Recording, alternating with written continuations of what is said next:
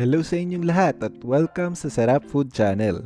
Para naman dito sa video na to, isi-share namin sa inyo kung paano gumawa ng masarap na yema spread. Yung paborito natin na Pinoy dessert na yema, gagawin natin tong palaman, kaya try na natin gawin.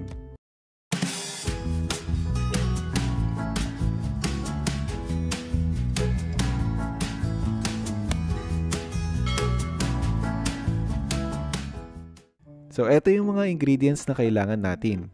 3 tablespoons ng white sugar, 1 tetra pack ng condensed milk,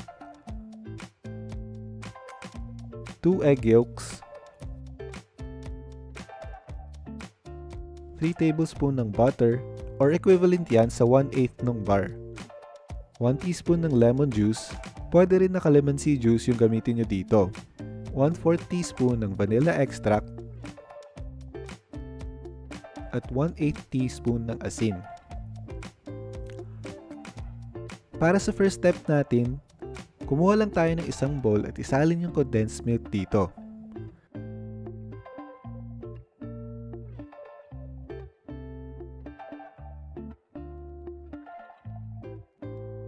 Next, ilagay na rin yung egg yolks dito. At hahaluin lang natin ng mabuti.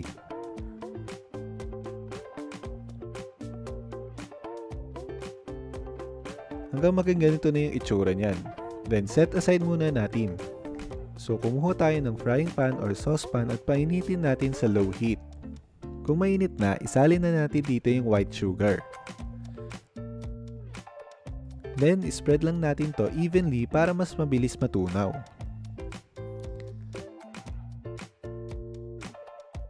Ganito yung magiging itsura niyan pag nagsimula ng matunaw. Hintayin pa natin hanggang matunaw lahat. Ayan, ganito yung gagawin natin kung meron pang parts na hindi pa natutunaw.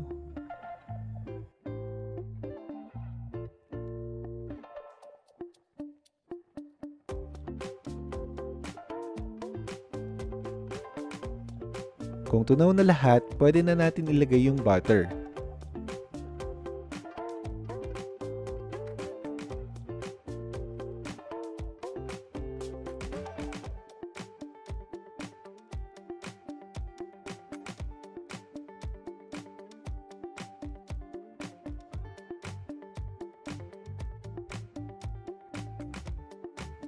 So pag tunaw na rin yung butter, ilalagay na natin yung mixture. I-mix lang natin ng mabuti tapos hihintayin na natin lumapot yung mixture.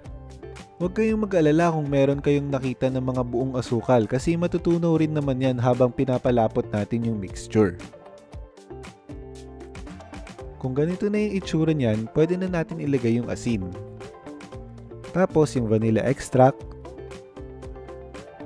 at yung lemon juice o kaya yung calamansi juice.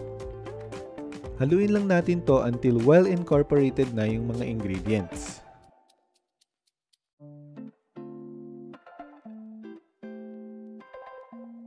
Alisin na natin sa apoy.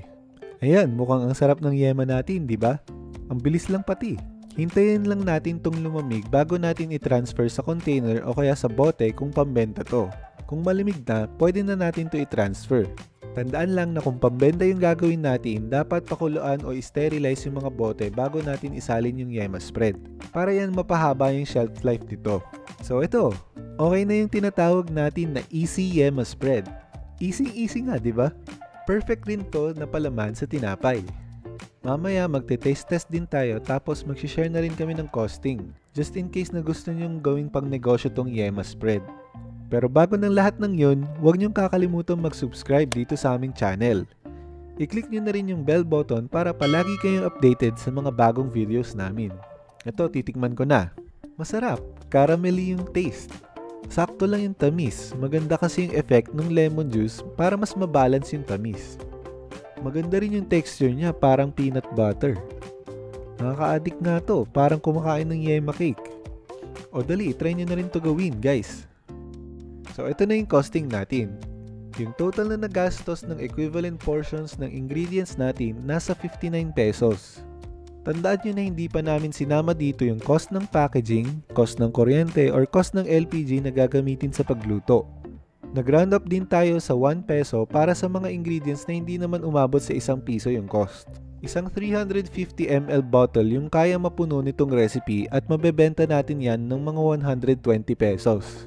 Pwede pa rin naman mabago yung cost at pricing natin, depende dun sa mabibili natin na ingredients. Maraming salamat sa panonood! Don't forget to like this video at comment down below kung anong iniisip nyo.